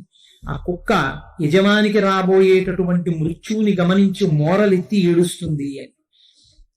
ఆ కాలభైరవుడు ఆయనకున్న లక్షణం ఏమంటే వారణాసి క్షేత్రంలోకి వీడిని ప్రవేశపెట్టడమా, వీడు అడుగు పెడితే లోపలికి వస్తే వీడి పాపరాశి ధ్వంసం అవుతుంది, వీడికి గంగా స్నానం ఇవ్వడమా, అందుకని వీడిని ఎలా లోపలికి రాణిస్తామని కాలభైరవుడి యొక్క అనుగ్రహం ఉంటే తప్ప లోపలికి రాలేదు. భైరవ యాతనని పొందుతాడు. అందుకని కాలభైరవుడికి నమస్కరించి పునర్దర్శనాన్ని అడగాలి. అయా కాశీ అందుకే బయలుదేరే ముందు క్షేత్రపాలకుడు కాబట్టి ఆయనకి నమస్కారం. అయ్యా మేము బయలుదేరితే వచ్చేస్తామని నమ్మకం ఏం లేదు, నువ్వు ఉన్నావు బయట, నీ అనుగ్రహం ఉండాలి. కాబట్టి స్వామి కాలభైరవ మాకు కాశీ క్షేత్ర ప్రవేశాన్ని కల్పించు. దర్శనం అయిపోయింది, ఎవరు మీకు అనుమతి ఇచ్చారో వారికి నమస్కారం, కృతజ్ఞత చెప్పి అయ్యా నువ్వు మమ్మల్ని అనుగ్రహించావు, పునః పునః మాకు ఇలాగే దర్శనాన్ని అనుగ్రహించు అని మీరు కృతజ్ఞత చెప్పి బయలుదేరి రావాలి. అది కాశీ క్షేత్రంలో కాలభైరవుడి యొక్క శక్తి. అందుకే ఇంటికి వస్తే మళ్ళీ కాలభైరవుడికి ఒకసారి పూజ చేస్తారు. కాలభైరవ చరిత్ర సరిగిన, కాలభైరవాష్టకం జరిగిన, కాలభైరవోపాసనం చేసిన వాళ్ళు రక్షింపబడతారు అంటుంది శాస్త్రం. అంత అద్భుతమైనటువంటి మూర్తి ఆ కాలభైరవుడు. సాక్షాత్తు పరమేశ్వరుడే కాలభైరవుడిగా ఆవిర్భవించాడు ఒకనకొకప్పుడు. కాలభైరవావతారంలో ఆయన లోకానికి కొన్ని మర్యాదలు నేర్పాడు. సృష్టికర్త అయినటువంటి చిత్రముఖ బ్రహ్మగారు సహజంగా రజోగుణ తత్వంతో ఉంటాడు, అందుకే ఎరుపు రంగుతో ఉంటాడు. ఆయనకి ఒకప్పుడు ఎందుకో ఒక భావన కలిగింది, ఆయనకి 5 తలలు ఉంది, నాకు 5 తలలు, పరమశివుడికి 5 తలలు, సద్యోజాత అఘోర తత్పురుష మామదేవ ఈశానములని 5 తలలు అయింది. నాకు 5 తలలు, నాకంటే బ్రహ్మగారికి 5 తలలు, నాకు శంకరుడికి ఏం తేడా, మేమిద్దరం సమానం, నేనే సృష్టిలో అధికుడు అని వేదములను పిలిచి అడిగాడు. నేనా కాదా అన్నాడు. ఋగ్వేదము, సామవేదము, యజుర్వేదము, అథర్వణ వేదము కూడా నువ్వు కాదు, పరమశివుడే సృష్టికంతటికి కూడా మహాపురుషుడు, ఆయననే వేదములన్నీ కొలుస్తున్నాయి. ఆయన అంగీకరించలేదు. ఆయన అహంకారం తగ్గించడానికి శంకరుడు సభలోకి ప్రవేశిస్తే ఒక్కొక్కసారి అతిశయం, గర్వం అనేటటువంటిది కలగకూడదు, కానీ అది కలిగితే ఎంతటి వారిని కూడా ఎలా పడగొట్టేస్తుంది అన్నదానికి ఈ ఆఖ్యానాలన్నీ వస్తాయి. విచిత్రమైన లక్షణాన్ని కల్పిస్తుందో చూడండి. బ్రహ్మగారి అంతటి వాడికి ఒకప్పుడు ఈ ఆవేశం ఎందుకు అంటే కవల సంఖ్య లెక్క పెట్టే, నాకు 5 నీకు 5. ఇదే బ్రహ్మగారి కౌశికీ వృత్తాంతంలో పార్వతీదేవి దగ్గర అంత వినయంతో మాట్లాడాడు. ఒకనాడు నా నొసటి నుంచి పైకి వచ్చావు, నాకు పుత్ర సముడివి, నా కాళ్ళు పట్టుకు నమస్కరించు, ఆశీర్వదిస్తా. శంకరుడు చూశాడు, ఓ చాలా ఉద్ధతితో ఉన్నాడు, అహంకారంతో ఉన్నాడు. నాకు 5 తలలు, తనకు 5 తలలు అనుకుంటున్నాడు. కానీ నా 5 తలల వెనక ఒక తత్వం ఉంది. అది తూర్పుని తిరిగి ఉన్నటువంటి తలని తత్పురుష ముఖం అంటారు, దక్షిణానికి ఉంటే అఘోర ముఖం అంటారు, పశ్చిమానికి ఉంటే సజ్జోజాతం అంటారు, ఉత్తరానికి ఉంటే వామదేవ అంటారు, పైకుంటే ఈశానం అంటారు. ఈ పంచభూతముల మీద, మోక్షం మీద అధికారం కలిగి ఉంటాడు 5 ముఖాలతో. ఖట్మండులో ఉంటుంది 5 తలలతో ఆ శివలింగం. నాతో సమానుడు అనుకుంటున్నాడు ఈ బ్రహ్మగారు. ఆయన బ్రహ్మమస్తకావళి నిబద్ధతే నమః శివాయ అని పేరు. ఈ సృష్టి అంతా కూడా కల్పాంతం అయిపోయినప్పుడు బ్రహ్మగారు పడిపోతే చూస్తాడట శంకరుడు, అయ్యో పాపం, మొట్టమొదట పుట్టాడు అందరికన్నా, వేదములు ఇచ్చి సృష్టి చెయ్యమన్నాను. ఈయన కూడా బొత్తిగా ఇలా శ్మశానంలో పడిపోతే ఏం బాగుంటుంది, ఈయనకో మంచి స్థానం ఇద్దామని చెప్పి ఆ పుర్రి తీసి ఓ తడపలో గుచ్చుకుని మెల్లో వేసుకుంది. ఆయనకి చేతకాక కాదు, ఓ బంగారం గొలుసు చేయించి ఇచ్చేవాళ్ళు లేక కాదు, బ్రహ్మగారిని గౌరవించడానికి ఓ పుర్రి వేసుకున్నాడు. ఇలా ఎంతమంది బ్రహ్మలు విడిపోయారో ఆ పుర్రెల మాల పెద్దమాలై కునుకల బేరు కంఠముల భూరి భుజంగము భూషణంబుగా అనయము భస్మధారణము ఎత్తి నివాసము మేరు విల్లుగా అనుగుగా దంతి జన్మమును హస్తమునందు కపాల చోళములు పడిబడి దంతు శంకర కృపావర రూపమును ఆశ్రయించదన్నట్ట. ఇప్పుడు మంది బ్రహ్మల యొక్క పులుకలు ఆయన మెడలో హారంగా ఉంటాయి, అందుకు వేసుకుంటాడు పుర్రెలమాల. అరే, ఈ బ్రహ్మకి అతిశయం కలిగిందని తనలో ఉంచి ఒక ప్రాణిని ఉత్పన్నం చేశాడు.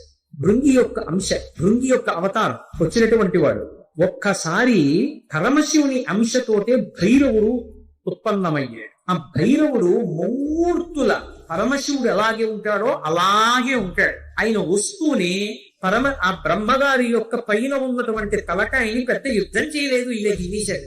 లోకల్లో చూడండి ఒక మాట అంటారు, అలా గీయేస్తున్నట్టు అంటారు. అన్నిటికన్నా తిరిగేటంటే గిల్లేడు, అలా వెళ్ళిపోతే ఇలా గిల్లేసాడు అనుకోండి తీపోతుంది అంతే. బాగా బలం ఉన్నవాడు ఏం చేస్తారు, గిల్లుకుంటాడు. గిల్లికి వచ్చారు ఎట్టుకుంటాడు అంటారు. అందుకే గిల్లేయడం అంటే అంత తేలిక. యువతల వాడికి బలం ఎక్కువ ఉంటే బలం తక్కువ ఉన్నవాడిని గిల్లేస్తాడు. అందుకే బ్రహ్మగారి 5వ తలకాయని కష్టపడి తొలగతోశాడం లేదు, గిల్లీశాడం. శంకరాచార్యులు వారు సౌందర్యలహరిలో కూడా అలాగే రాశారు, అంత అందంగానూ రచన చేశారు. గుణాళీ మృత్వీలాం తమ భుజలతాన చతసృణాం చతుర్భిః సౌందర్యం సరసిజ భవస్తౌతి వదనై నకేభ్యః సంత్రస్సన్ ప్రథమమథనాదందకరిపూః చతుర్నాం శీర్షాణాం సమమభయ హస్తాత్మనధియా. శంకరులకి శంకరులే చెల్లు. అహంకరించాడని కాలభైరవుడు ఓ తలకాయ గిల్లేశాడు. ఏమండి, ఇప్పుడు నేను ఇలా పట్టుకుని ఇలా గిల్లేశాను అనుకోండి, ఆ మిగిలిన పువ్వు ఏమనుకుంటుంది, దాన్ని ఓదాన్ని గిల్లేండి నా జోలికి రాలనుకుంటుందా ఏమో. ఇలా అన్నవాడు మళ్ళీ ఇలా అంటే అది ఉడికిపోతా మళ్ళీ వచ్చేస్తుందేమో చెయ్యాలి. ఇప్పుడు ఇలా అన్నవాడు మళ్ళీ ఇంకోటి ఇలా అంటే మూడే ఉంటాయి. ఇంకే అందుకని ఆయన ఏం చేశాడంటేట, బ్రహ్మగారు ఒక తలకాయ గిల్లిగానే ఇంకా 4 తలకాయలు మిగిలి అమ్మవారి వంక చూశాక. అమ్మవారు 4 చేతులతో ఉంటుంది కదా, అమ్మా నేను తామర పువ్వులోంచి పుట్టాను, నీ చేతులు తామర పువ్వుల్లో ఉంటాయి కాబట్టి మన ఇద్దరికి ఓ బంధుత్వం ఉంది. అమ్మా నా 4 తలకాయలు తామర పువ్వులంటే నీ చేతుల కింద పెడతాడు, కాపాడమ్మా అని 4 తలకాయలు కబరబా పెట్టుకుని అమ్మవారు 4 చేతుల కింద పెట్టేటప్పటికి మళ్ళీ ఇదిలో చూశాడు, పైన అమ్మవారి చెయ్యి ఉంది, నవి. అలా అమ్మా నీ చేతులు పెట్టుండకపోతే బ్రహ్మగారి తలకాయలు ఉండేవో ఉండకపో. ఇంకో గిల్లేసిన వాడు ఓటి గిల్లుతాడని నమ్మకం. కాబట్టి నకేభ్యః సంత్రస్సన్, గోటితో గిల్లేశాడంటే. కాలభైరవుడంటే అంతటి ప్రచండ శక్తి. కాశీఖండంలో ఆయన గురించి ఒక అద్భుతమైనటువంటి విశేషం.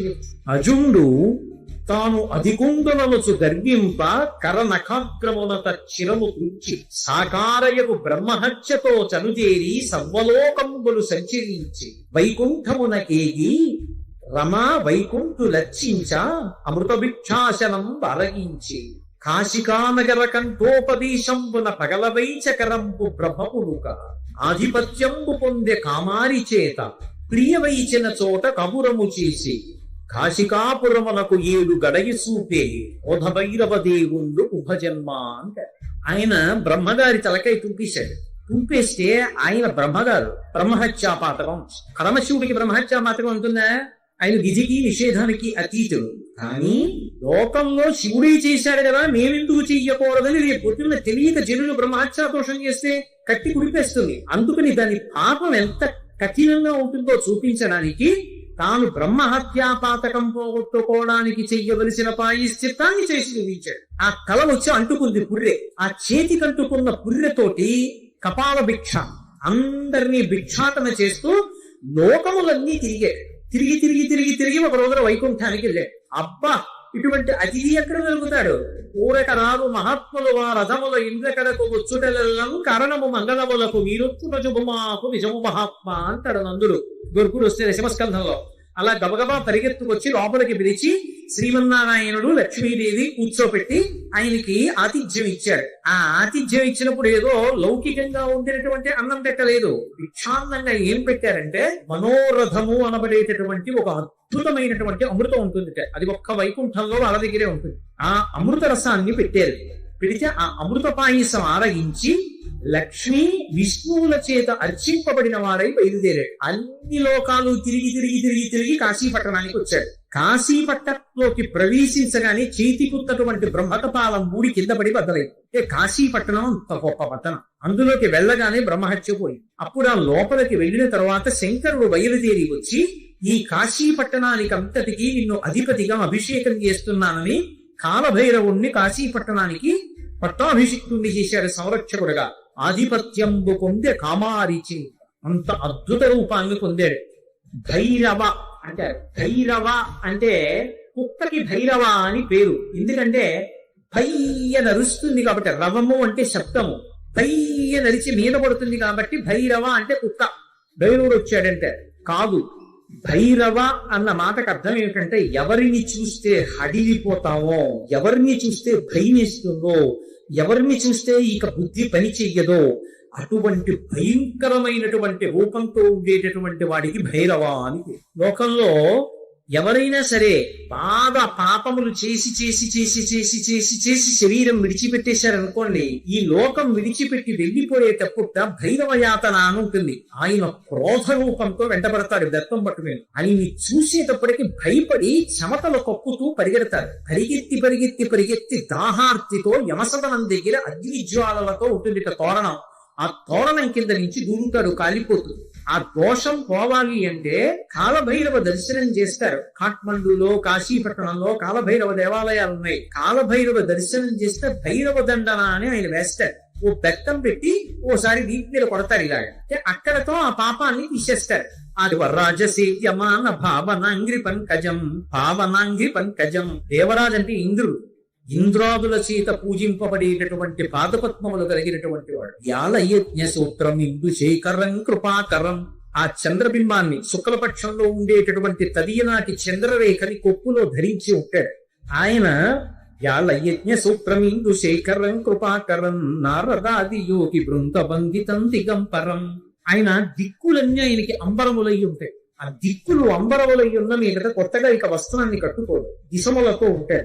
అది ఒకటి. అసలు తెలుసుకోవలసిన రహస్యం వేరే ఉంటుంది. ఎప్పుడైనా మీరు శివాలయంలోకి వెళ్ళినప్పుడు కాలభైరవ దేవాలయానికి వెళితే బట్ట ఉండదు, ఆయన దిగంబరంగా నిలబడి ఉంటాడు. ఎందుకు అలా ఉంటాడు అంటే దానికి ఒక కారణం ఉంది. అంబరము దేనికి కట్టుకుంటారు అంటే వస్త్రము కట్టుకున్నాడు అన్న మాటకి తాత్వికమైనటువంటి అర్థం ఏమిటి అంటే లజ్జ పొంది ఉన్నారు. ఎవరు తాని చూసి సంతోషించాలో వాళ్ళు మాత్రమే సంతోషించాలి తప్ప అన్నీ తాని ఇంకొకలా చూడకుండా ఉండడానికి వస్త్రం కట్టుకుంటారు. సభాముఖంగా అంతకన్నా మాట్లాడతారు. బట్ట దేనికి కట్టుకుంటారు అంటే ఏ పురుషుడు తనని ఎలా చూడాలో అలాగే చూడాలి. భర్త అయితే దాని అవసరం లేదు. భర్త కాని వాడు ఇంకొకలా చూడడానికి వీల్లేదు. అంబరము ధరించి ఉంటారు. అంబరము భక్తికి సంకేతం.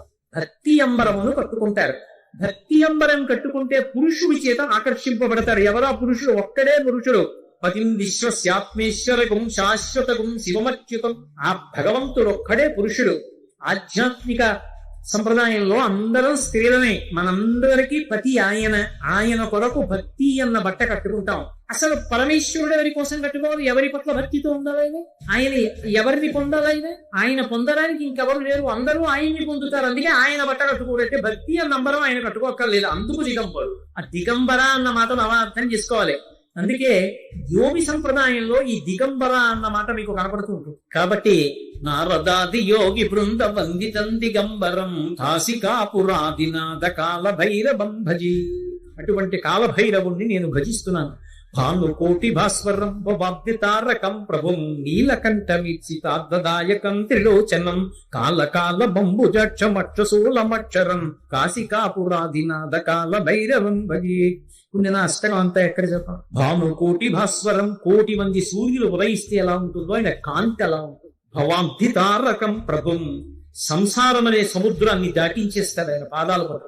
నీలకంఠమిప్సితార్థదాయకం త్రిలోచనం. నీలకంఠుడై హలాహలవక్షణం చేసినటువంటి శంకరుడై లోకములను అనుగ్రహించగలిగిన వాడై భక్తజనుల యొక్క ఈప్సితములను తీర్చగలిగిన వాడై ఉంటాడు. నీలకంఠమిప్సితార్థదాయకం త్రిలోచనం కాలకాలమంబుజక్షమక్షశూలమక్షరం. చేతిలో అక్షమాల పట్టుకొని జ్ఞానాన్ని ఇవ్వగలిగిన వాడై ఉంటాడు.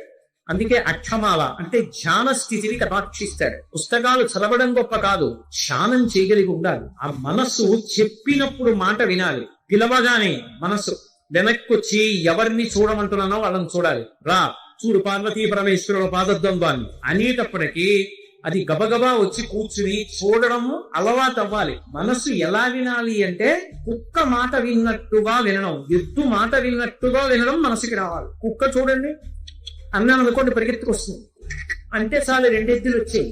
అలా అన్నంత మాత్రం చేతనే ఎద్దులు వచ్చేస్తుంటే సాధన చేత మనసు వెనక్కి రావడం రావాలి. అలా వచ్చేటట్టు చెయ్యగలిగిన వాడు, సాధనా బలాన్ని అనుగ్రహించగలిగిన వాడు కాలభైరవు కాలస్వరూపంతో ఉంటాడు. అందుకే కాల మబ్బు జక్షమక్షశూలమక్షరం కాశికాపురాధినాథ కాలభైరవం భజే. అందుకే కాలభైరవ శ్రానికి ఫలశ్రుతి చెప్తూ కాలభైరమష్టకం పఠంతి ఏ మనోహరం జ్ఞానముక్తి సాధనం విచిత్ర పుణ్యవర్ధనం శోకమోహ దైన్యలోభ కోపతాపనాశనం ప్రయంతి కాలభైరవంగ్రి సన్నిధిం ధ్రువం అంటారు. ఎవరు కాలభైరవాష్టకాన్ని చదువుకుని ప్రతిరోజు కాలభైరవుడికి నమస్కరిస్తాడో వాడికి భక్తి, చిత్తశుద్ధి, వైరాగ్యము, జ్ఞానము, చిట్ట చివర మోక్షము ఆయన అనుగ్రహిస్తారు. శరీరం విడిచిపెట్టిన తర్వాత భైరవయాతన పొందకుండా మోక్షమును అనుగ్రహించగలడు అంటే ఆయన ఎంతటి శక్తివంతుడో మీరు ఆలోచించవచ్చు. కాశికా పట్టణానికి అంతటికీ కూడా అధిపతి ఉంటాడు. అటువంటి మహానుభావుడైనటువంటి కాలభైరవుని యొక్క స్మరణము సమస్త పాపములు నశించిపోతాయి. అంత గొప్ప కాలభైరవుడు శివాలయంలో ఈశాన్య దిక్కున నటరాజస్వామి వారి పక్కన విరాజమానుడై ఉంటాడు. దేవరాజ సేద్యమాన భావనంగ్రి పంకజం జ్ఞానయజ్ఞ సూత్రం ఇందుశేఖరం కుపాకరం నారదాది యోగి బృంద వందితం దిగంబరం కాశికాపురాదినాథ కాల భైరవం భజే. నారదాది యోగి బృంద వందితం దిగంబరం అంటారు. ఆయన నారదుడు వంటి యోగి బృందముల చేత విధింపబడుతూ ఉంటాడు. ప్రత్యేకించి మార్గశీర్ష మాసం, చతుర్దశి, అష్టమి, మంగళవారం, ఆదివారం ఇటువంటివి కాలభైరవుడి గురించి వినడానికి అత్యుత్తమమైనటువంటి రోజు. కారాగార వాసం లాంటి ఆపదని కూడా తప్పిస్తాడు. శరీరం విడిచిపెట్టిన తర్వాత భైరవయాతన పొందకుండా మోక్షమును అనుగ్రహించగలడు అంటే ఆయన ఎంతటి శక్తివంతుడో మీరు ఆలోచించవచ్చు. ఎవరు ఈ కాలభైరవ స్వరూపం గురించి వింటున్నారో, భక్తితో ప్రణమిల్లుతున్నారో, ఒక్కసారి నమస్కరిస్తున్నారో అటువంటి వారు శివానుగ్రహాన్ని పొందుతారు. కాలభైరవుడు వాళ్ళని ఇబ్బంది పెట్టాడు, వాళ్ళు సంతోషంగా ఉంటారు.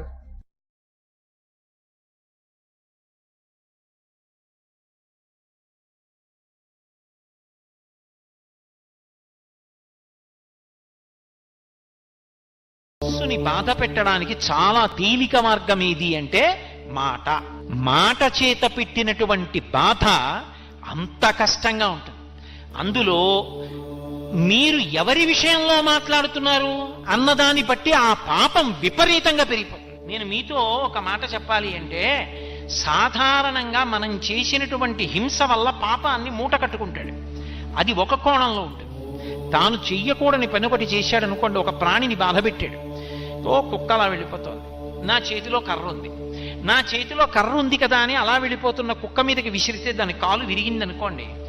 కాలు విరిగిన కుక్క ఎంతకాలం నిష్కారణంగా నేను కొడితే బాధపడిందో అంతకాలము నేను కూడా కాలు విరిగి బాధపడాలి. ఇప్పుడు ఈశ్వరుడు ఏం చేస్తాడంటే కర్మాకర్మ ఫలప్రదాత. అందుకే కాల కలయతామహం అంటాడు భగవద్గీతలో కృష్ణుడు. నువ్వు జీవుడిగా ఎప్పుడు ఏం చేశావో నాకు తెలుసు, కాలమునందు లెక్క కట్టి ఫలితాన్ని ఇస్తానంటాడు. కాలోహి బలవాన్ కర్త సతతం సుఖ దుఃఖయోహో నరాణాం పరతంత్రాణం పుణ్య పాపానుయోగత అంటాడు దేవీ భాగవతంలో వ్యాస భగవానుడు. కాలము మహాబలవత్తరమైనది. ఈశ్వరుడు కాలరూపంలో ఉండి గత జన్మలలో నేను చేసిన పాపపుణ్యాలు లెక్కలో పెట్టుకుని ఈ జన్మలో పాపానికి దుఃఖం ఇస్తాడు, పుణ్యానికి సుఖాన్ని ఇస్తాడు. లెక్క చెప్పి ఇవ్వవలసిన అవసరం ఆయనకి లేదు. చాటు నుండి ఫలితాన్ని ఇస్తాడు. చెట్టు చాటు నుండి రాముడు వాలికి ఫలితాన్ని ఇచ్చినాడు. ఆయన ఎదురుగుండా వచ్చి కోటేశ్వరరావు ఫలానా జన్మలో ఫలానా పేరుతో ఉన్నప్పుడు కుక్కని కొట్టావాయ్, అందుకని ఆ ఫలితాన్ని వాళ్ళకి ఇస్తున్నాను. 11 గంటలకి నీ మోకాలు మీద కూడా దెబ్బ తగులుతుందో, మోకాలు మీద నొప్పి 3 రోజులు ఉంటుందో, అప్పుడు కుక్కకు 3 రోజులు ఉందో, ఇన్ని ఆయన నాకు చెప్పక్కల్లా మోకాల్ని పెట్టేట్టు చేస్తాడంతే. అది ఈశ్వరుడు అంతే. ఆయన శాసకుడు, ఒకడికి చెప్పవలసిన అవసరం ఆయనకు ఉండదు. కానీ కర్మ ఫలితం మాత్రం నడిచి వెళ్ళిపోతూ ఉంటుంది. ఇందులో మీరు ఒక్క విషయాన్ని జ్ఞాపకం పెట్టుకోవాలి. నేను ఒక కుక్కని కొట్టాను అనుకోండి, అది మళ్ళీ ఆ దెబ్బ రూపంలో నన్ను బాధిస్తుంది. ఎప్పుడు నేను ఈ జన్మలో భక్తిగా ఉన్నాను అనుకోండి, ఈశ్వరా ఎప్పుడో తప్పు చేసి ఉంటాను, లేకపోతే ఎందుకు మనుష్య జన్మ వస్తుంది? మనుష్య జన్మ అంటే పాప ఫలితం పుణ్య ఫలితం రెండూ అనుభవించాలి. కానీ తండ్రి బాధ పెట్టకు, బాధ పెట్టావనుకో నీ పాదముల యందు అనురక్తి తగ్గిపోయి ఆ బాధ గురించి ఆలోచిస్తాను. వద్దు, నా పాపములు క్షమించన్నాను అనుకోండి, అలా కుదరదు. చేశావు కాబట్టి ఫలితం అనుభవించాలంటే ఇప్పుడు నీ చేసిన కర్మ గొప్పదవుతుంది. ఈశ్వరుడు గొప్పవాడు వాడు. ఈశ్వరుడు ఏం చేస్తాడంటే భక్తితో జీవనం చేస్తున్న వాడి యొక్క కర్మ ఫలితాన్ని తగ్గిస్తాడు. అందుకే నమశివాభ్యాం అశుభాపహాభ్యాం అని ఆపదామపహర్తారం దాతారం సర్వసంపదాం ఈ శ్లోకాలు ఎందుకు వచ్చాయి? ఇప్పుడు నేను భక్తితో ఉన్నాను, గత జన్మలలో చేసిన పాపానికి ఫలితం ఇవ్వవలసిన సమయం ఆసన్నమైంది. నేను గుండెలు బాదుకుని ఏడవవలసినటువంటి పరిస్థితిని ఈశ్వరుడు కల్పించాడు. వీడిప్పుడు మారాడు, నన్ను నమ్మాడు, నీ చెప్పినట్టు బ్రతుకుతున్నాడు. కాబట్టి వీడి కష్టాన్ని తగ్గిస్తానని పాము కరవవలసిన వాణ్ణి చీమతో కరిపించి విడిచిపెట్టాడు. అది ఆయన శక్తి, ఆయన ఈశ్వరుడు. ఆయన అలా ఎందుకు చేశాడని అడగడానికి ఆయన అసలు ఎందుకు అలా చేశాడో మనకి తెలుస్తుందా? చేసిన కర్మ తెలియదుగా. నాకే తెలియనప్పుడు ఇంకొకరికి ఎలా తెలుస్తుంది అడగడానికి? అది ఈశ్వరత్వం అంటే. కాబట్టి ఒక్కొక్క తప్పు పాపాన్ని మాత్రమే ఇస్తుంది. మహాభక్తులైనటువంటి వారి జోలికి వెళ్ళారనుకోండి, అది ఎంత ప్రమాదాన్ని తీసుకొచ్చేస్తుందంటే యుక్తాయుక్త విచక్షణ లేకుండా, శాస్త్రం మీద సరి అయిన అవగాహన లేకుండా, విషయం గురించి సక్రమంగా తెలుసుకోకుండా కేవలము అవతల వారిని బాధ పెట్టడానికి తెంపరితనంతో ప్రవర్తిస్తే భగవంతుడు ఏం చేస్తాడంటే అవతారంగా కిందకొచ్చేస్తాడు. అవతారము అన్న మాటకు అర్థం ఏంటో తెలుసా? తార అంటే ఎక్కడో ఉండడం, తారస్థాయిలో పాడాడంటారు. అవతార వ్యతిరేక పదం. మాంసనేత్రంతో చూడడానికి యోగ్యంగా కిందకొస్తాడు. ఏదో చక్షుతో అన్నాను అనుకోండి, అందరికి అర్థం కాదు. మాంసనేత్రము ఏం బెగబెట్టి గుండెలు బాదుకోక్కర్లేదు, అర్థం అవడానికి ఆ మాటే వాడాలి. మాంసనేత్రంతో చూడడానికి యోగ్యంగా కిందకి దిగి వస్తాడు ఆయన. ఇప్పుడు ఎందుకు వస్తాడో తెలుసా? అసలు ఆయన అలా రావడానికి కారణం ఏమిటో తెలుసా? ఆయనే చెప్పుకున్నాడు, పరిత్రాణాయ సాధూనాం, పరమ భాగవతోత్తములైన వారిని రక్షించడానికి వస్తాను అలాగా. వినాశాయచ దుష్కృతాం, ఆ వాళ్ళని బాధ పెట్టిన వాళ్ళని చీల్చి చెండాడడానికి ఓ రూపంతో కిందకు వచ్చేస్తాను. అంటే ఈశ్వరుడు కూడా ఉద్వేగం పొందేది ఎప్పుడు అంటే భాగవతుల జోలికి నువ్వు వెళ్ళావా, ఆ హింస కట్టి కుడిపేస్తుంది, ఈశ్వరుణ్ణి దింపేస్తుంది భూమి మీదకి. అంత క్రోధానికి కారణమవుతుంది. అది సామాన్యమైన దోషం కాదు.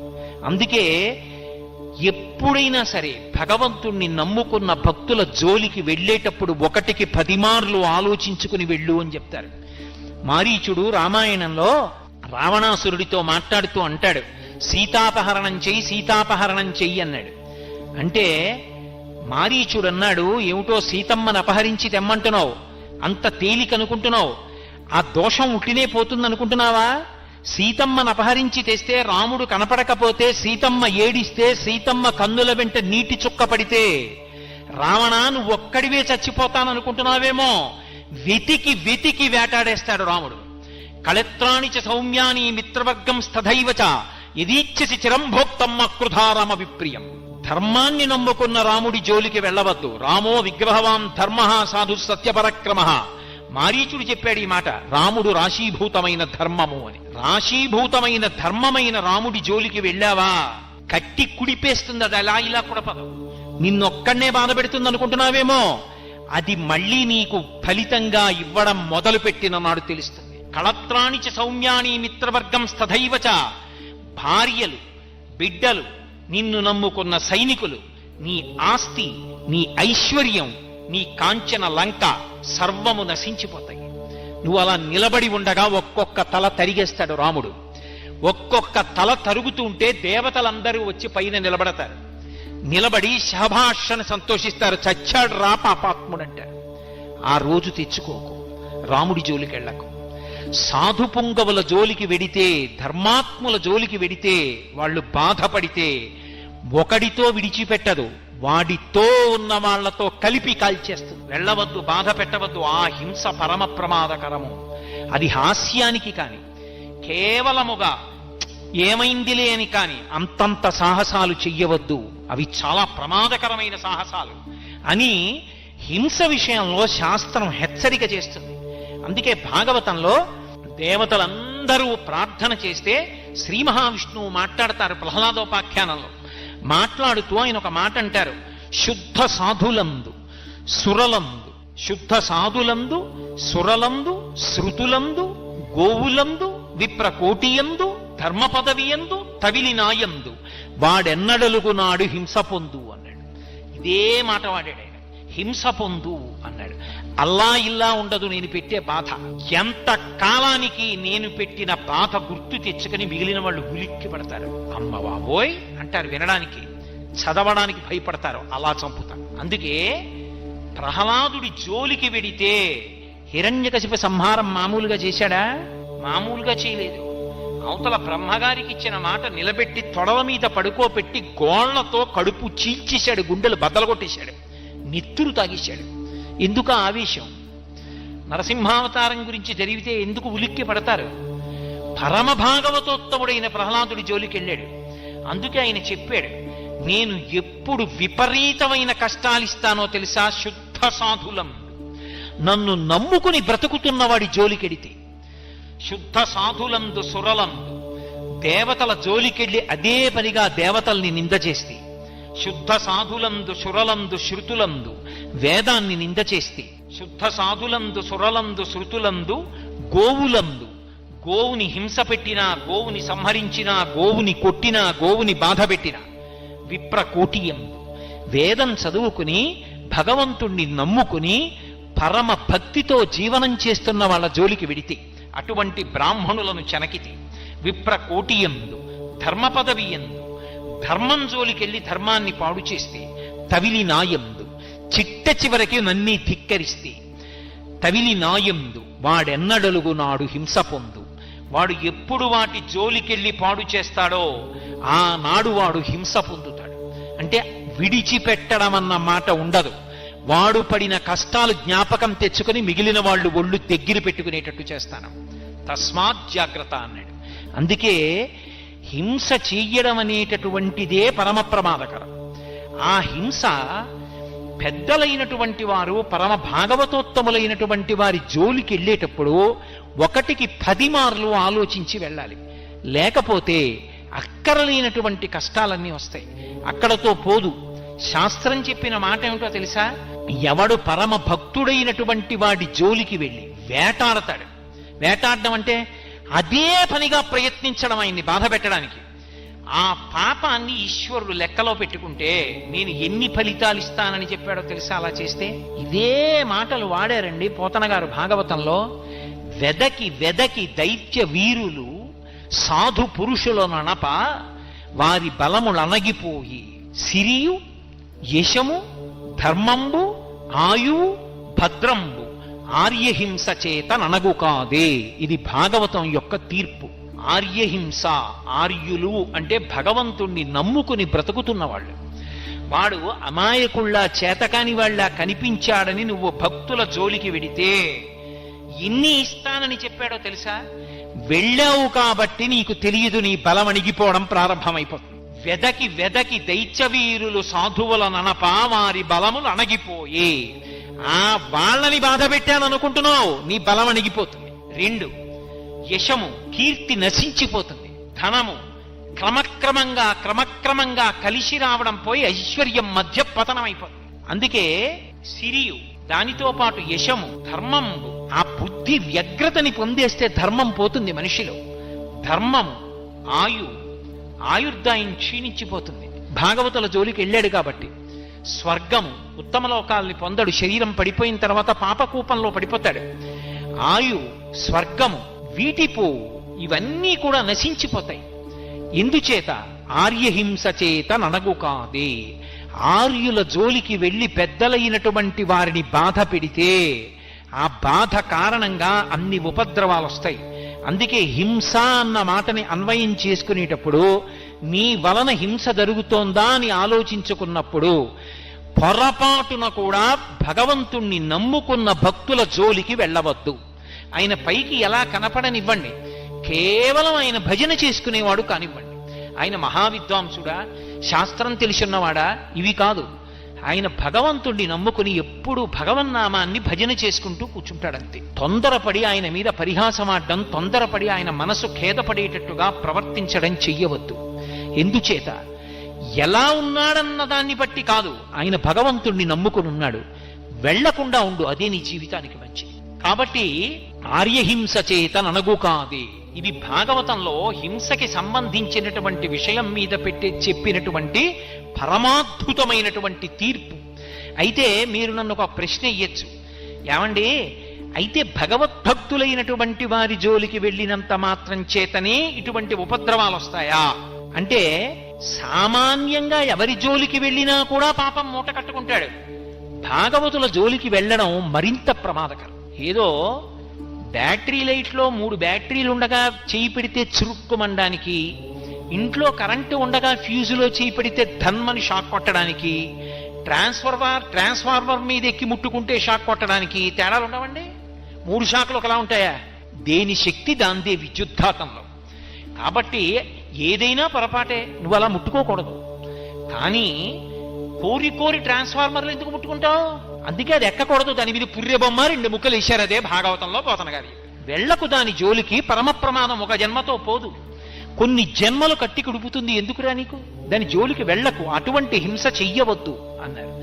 ఇది సాధు పురుషుల విషయంలో ఎంత అన్వయమవుతుందో సాధు జంతువుల విషయంలో కూడా అంతే అన్వయమవుతుంది. అది విచిత్రం. అందుకే పరీక్షిన్ మహారాజు గారు మాట్లాడుతూ ఒక మాట అంటాడు. ఆయన కలిపురుషుడి దగ్గర మాట్లాడుతున్నప్పుడు భూదేవి వంక తిరిగి ఒక మాట అన్నాడు. అమ్మా, సాధువులకు జంతువులను బాధించడి కలుల భంజింపని రాజాధము ఆయు స్వర్గము శ్రీ ధనము వీటిపోవు సిద్ధము తల్లి అన్నాడు. ఎక్కడైనా సరే అమ్మా, రాజైనటువంటి వాడి యొక్క ప్రధాన లక్షణం ఏమిటో తెలుసా? సాధువులకు జంతువులకు. సాధువులైన జంతువులు అన్న మాటకు అర్థం ఏమిటో పోతన గారే చెప్పారు భాగవతంలో. ఏదో వాహినులైన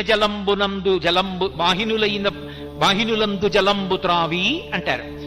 ఎవ్వరూ తాగనటువంటి నీళ్లు ప్రవాహంగా వెళ్ళిపోతుంటే అందులో ఉన్న నీళ్లు తాగి, వాసవి అయిన గడ్డి తిని, ఎవ్వరూ తిననటువంటి గడ్డి తిని, అది కూడా గబగబా తిని, బ్రహ్మచారి దగ్గర నుంచి సన్యాసి వరకు తాగడానికి వీలైనటువంటి పాలనిచ్చి, తల్లి లేనటువంటి బిడ్డలు తాగడానికి కావలసిన పాలనిచ్చి, ఇహమునందు నువ్వు చేసిన పాపాలు పోగొట్టుకోవడానికి అభిషేకం చేయడానికి పంచామృతాల్లో ఒకటైన పాలనిచ్చి, ఆ పాలతో చేసిన పదార్థాన్ని ఈశ్వరుడికి నైవేద్యం చేస్తే అపారమైన ఫలితమిచ్చి, ఇన్నిటికి యోగ్యమైన పాలని, పాలలోంచి పెరుగుని, నేతిని ఇచ్చి, తన గోమయం, తను విడిచిపెట్టినటువంటి పేడ తీసుకొచ్చి భూమి మీద అలికితే యజ్ఞం చెయ్యడానికి కూడా భూమి పవిత్రమవుతోంది.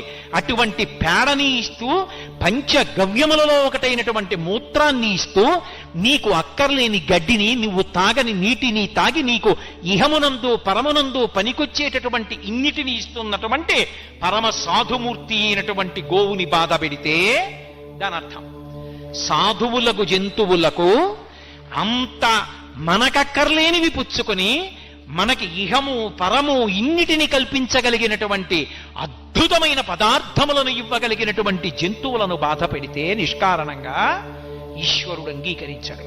అందుకే రాజు ప్రధాన కర్తవ్యమేది అంటే, అటువంటి జంతువుల జోలికి ఎవరెళ్లారో వాళ్ళని భంజించాలని చెప్పారు భాగవతం. వాళ్ళని వెంటనే అలా బాధ పెట్టకుండా నిగ్రహించాలి. అలా చేయకపోతే, నేనంటలేదు, పోతన గారు అంటున్నారు భాగవతంలో, వ్యాసుల వారు చెప్పిన మాట చెప్తున్నారు. సాధువులకు జంతువులను బాధించడి కలుల భంజింపని రాజాధము ఆయు ధనము స్వర్గము శ్రీ వీటిపోవు సిద్ధము తల్లి. అమ్మా, ఎప్పుడైనా సరే సాధువులైన జంతువుల్ని బాధ పెట్టేటటువంటి కలులను భంజింపనటువంటి పరిపాలకుడు ఎవరుంటాడో అటువంటి వాడి యొక్క ఆయుర్దాయము నశించిపోతుంది, అటువంటి వాడి యొక్క ఐశ్వర్యము పతనమైపోతుంది, అటువంటి వాడికి శరీరం పడిపోయిన తర్వాత ఊర్ధ్వలోకవాసం ఇవ్వరు. అందుకేనమ్మా లోకంలో దుష్టజన నిగ్రహంబును శిష్టజనానుగ్రహంబును నృపులకు స్రష్ట విధించెనని పురాణ ద్రష్టలు చెప్పెదరు, ఇది సత్యము తల్లి అంటాడు. ఒక రాజు ఏం చెయ్యాలి అంటే, దుష్టులైనటువంటి వారిని భంజించాలి, సాధు పురుషులైనటువంటి వారిని రక్షించాలి.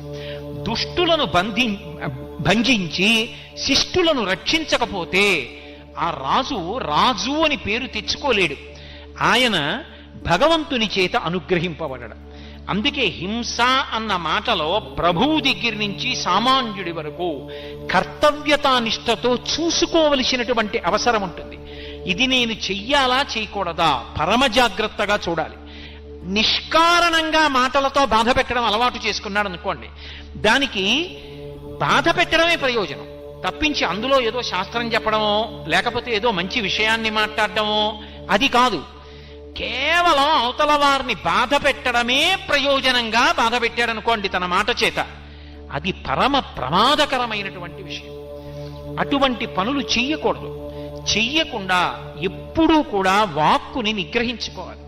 అందుకే ఆ వాక్కు మీద అటువంటి నిగ్రహ శక్తి లేనివాడు ఎవరుంటాడో వాడి మాట వలన ఎంతమంది బాధపడతారో అటువంటి వారిని పరమేశ్వరుడు కూడా శిక్షిస్తాడు. మీరు అందుకే చూడండి, మనస్సుని బాధ పెట్టడానికి